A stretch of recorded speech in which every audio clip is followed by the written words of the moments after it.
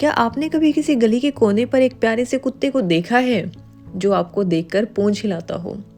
क्या आपने भी कभी किसी कुत्ते को बिस्किट्स खिलाए हैं या एक पल के लिए उसकी आंखों में वो शुक्रिया महसूस किया है? और क्या आपने भी सोचा है अगर वो कल से गायब हो जाए तो आपको कैसा लगेगा? इसी तरह एक छोटी सी गली में सुबह की हल्की धूप के साथ एक कुत्ता रोज आता था। बच्चे उसके साथ खेलते, बुजुर्ग उसे अपनी चाय की चुस्की के बीच याद रखते। वो कभी शोर नहीं मचाता था, बस अपना प्यार सबके साथ बांटता था। फिर एक दिन वो नजर नहीं आया। लोगों ने देखा कि एक टेम्पो आया था और कुछ लोग उसे ले गए। गली की एक छोटी सी लड़की जो उसे अपना दोस्त मानती थी, आंसुओं के साथ कह रही थी, ये सिर्फ मेरा दोस्त नहीं था, ये हमारी गली का हिस्सा था। और यहीं से शुरू होती है एक कहानी जो दोस्ती, दर्द, कानून और इंसानियत के बीच चलती है। आप सोच सकते हैं कि एक प्यारा कुत्ता कितना बड़ा खतरा बन सकता है, लेकिन जब हमारे शहरों की सड़कों पर 10 लाख से ज़्यादा स्ट्रे डॉग्स हों, तो हर साल 2000 से ज़्यादा लोग डॉग बाइट्स के शिकार हो जाते हैं। इसमें बच्चे सबसे ज़्यादा शिकार होते हैं। हॉस्पिटल की इमरजेंसी वार्ड्स में रोज ऐसे केसेस दिखाई देते हैं जिसमें पेरेंट्स अपने बच्चों को लेकर रो रहे होते हैं। रेबीज, जो मौत लाने वाली बीमारी है, रेबीज ने हर किसी के लिए एक डर का सबब बना दिया है। लोग डर गए हैं अपने परिवार के लिए। एक माँ का दर्द सुनो, मैं अपने बच्चे को पार्क में नहीं भेज सकती क्योंकि हर कोने पे कुत्ते होते हैं। रेबीज के केसेस की बढ़ती संख्या ने पब्लिक को परेशान कर दिया है। ये सिर्फ एक जानवर की प्रॉब्लम नहीं, एक पब्लिक हेल्थ क्राइसिस बन गई थी और लोगों के दिल में दर्द के साथ साथ गुस्सा भी था।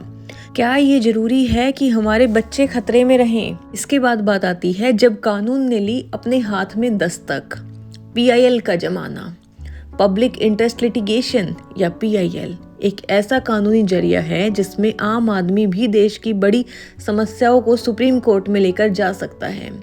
जब स्ट्रे डॉग्स की प्रॉब्लम पब्लिक सेफ्टी के लिए इतनी बड़ी हो गई तो कुछ लोगों ने सोचा कि ये सिर्फ लोकल अथॉरिटीज का काम नहीं, बल्कि सुप्रीम कोर्ट से मदद लेनी होगी।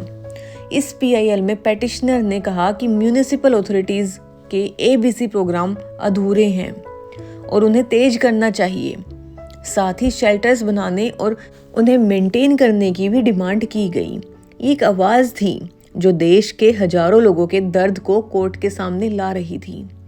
लोगों को उम्मीद थी कि कानून उनकी सुरक्षा करेगा और उनके परिवार की जिंदगी सेफ रहेगी।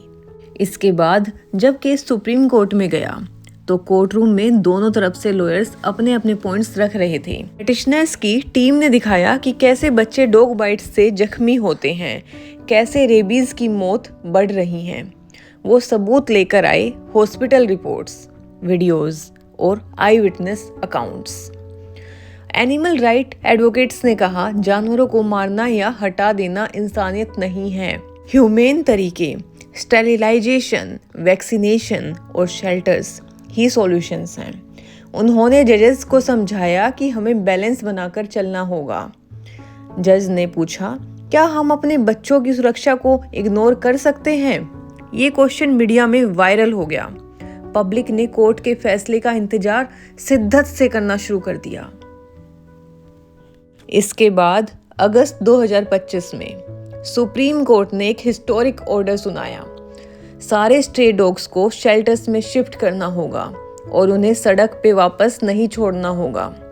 म्यूनिसिपल अथॉरिटीज़ को शेल्टर्स बनाने, डॉग कैचर्स को ट्रेन करने और स्टेरिलाइजेशन प्रोग्राम्स चलाने का हुक्म दिया गया। जो लोग कोर्ट के फैसले को रोकने की कोशिश करेंगे उनके खिलाफ कड़ी कार्यवाही होगी। इस फैसले ने पब्लिक सेफ्टी और जानवरों के अधिकार दोनों को ध्यान में रखने की कोशिश की। ये एक नए दौर की शुरुआत थी जिसमें कानून ने दोनों तरफ को समझा। जब ये फैसला इम्प्लीमेंट करने की कोशिश हुई तो असली मुसीबत सामने आई। दिल्ली NCR में सिर्फ 20 शेल्टर्स थे जिनकी कैपेसिटी लगभग 5000 कुत्तों की थी, लेकिन सड़क पर 10 लाख से ज़्यादा कुत्ते थे। शेल्टर्स में ओवरक्राउडिंग, बीमारियां और रिसोर्सेज की कमी थी, स्टाफ कम था और वॉलंटियर्स थक गए थे। कुछ फीडर्स ने कोर्ट के फैसले के खिलाफ आवाज उठाई क्योंकि उनका मानना था कि कुत्ते उनके परिवार का हिस्सा हैं। गवर्नमेंट और एनजीओज दोनों ने मिलकर भी चैलेंज का सामना करना मुश्किल पाया। ये फैसला जिसे सॉल्यूशन होना चाहिए था, कई जगह मिशन इम्पॉसिबल लग रहा था। इस फैसले के बाद सोशल मीडिया पर एक बड़ा हंगामा मच गया। Hashtag mission impossible for dogs hashtag viral होने लगा। ट्विटर, फेसबुक, इंस्टाग्राम सब जगह लोग अपनी फीलिंग्स एक्सप्रेस कर रहे थे। कुछ लोग पब्लिक सेफ्टी को सबसे बड़ा मुद्दा मानते थे, तो कुछ लोग जानवरों के अधिकार की बात कर रहे थे। डिस्कशंस और डिबेट्स छाए रहे, मीम्स बने, वीडियोस बने और नेटिजन्स ने अपने जुनून दिखाए। सेलिब्रिटीज भी इस इशू पर बोलने लगी। एक तरफ प्यार और कंपैशन, दूसरी तरफ कानून और सुरक्षा का डिबेट। ये टॉपिक देश भर में एक संवेदनशील मामला बन गया। एक फादर ने अपने बेटे की कहानी सुनाई। बच्चा डॉग बाइट से इतना जख्मी हुआ कि उसका पूरा जीवन बदल गया। उसके लिए सुप्रीम कोर्ट का फैसला एक उम्मीद की किरण था। मुझे अब डर नहीं लगेगा जब मेरा बेटा पार्क में खेलता है, वो कहता था। वही एक आंटी थी जो रोज सुबह स्ट्रे डॉग्स को खाना देती थी। उसके लिए वो कुत्ते उसके दोस्तों जैसे थे, जिन्हें वो अपनी फैमिली का हिस्सा मानते थे। वो कहती थी, क्या हमें अपने दोस्तों को ऐसे बेहाल शेल्टर्स में भेज देना चाहिए? दोनों की फीलिंग्स सच हैं, दोनों के जज्बात गहरे हैं। ये कहानी सिर्फ कानूनी नहीं, एक इमोशनल डायलेमा भी है। अब सबकी नज़र गवर्नमेंट पर है। क्या वो शेल्टर्स को इम्प्रूव करेंगे? क्या स्टेरिलाइजेशन और वैक्सीनेशन प्रोग्राम्स को तेजी से चलाएंगे? क्या पब्लिक सेफ्टी और जानवरों के अधिकार में बैलेंस बनाएंगे? एक्टिविस्ट कहते हैं कि ये लंबी लड़ाई है, सिर्फ कानूनी फैसले से कुछ नहीं होगा। हमें लोगों को जागरूक करना होगा और पूरे रिसोर्सेज देने होंगे। लोग अब सोच रहे हैं, क्या हम अपने सड़क के दोस्तों के लिए सच में कुछ कर सकते हैं? ये सिर्फ कानून का इंतजार करते रहेंगे।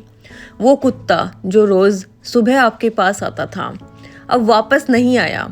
उसकी जगह अब खाली है। कोर्ट के फैसले ने सड़क को सेफ बनाया, लेकिन एक गहरा खालीपन छोड़ दिया। हमने अपने दोस्त को खोना शुरू कर दिया, पर क्या हमने उसकी जिंदगी के लिए सच में कुछ किया? ये कहानी सिर्फ स्ट्रे डॉग्स की ही नहीं, हमारी जिम्मेदारी, हमारे जज्बात और हमारी इंसानियत की है। आज भी जब आप उस गली से गुजरते हैं, आपके हाथ में बिस्किट्स होते हैं, पर वो प्यारा सा चेहरा कहीं दिखाई नहीं देता। अगर ये कहानी आपके दिल को छू गई हो तो वीडियो को लाइक करें, चैनल को सब्सक्राइब करें और अपने दोस्तों के साथ शेयर करना ना भूलें।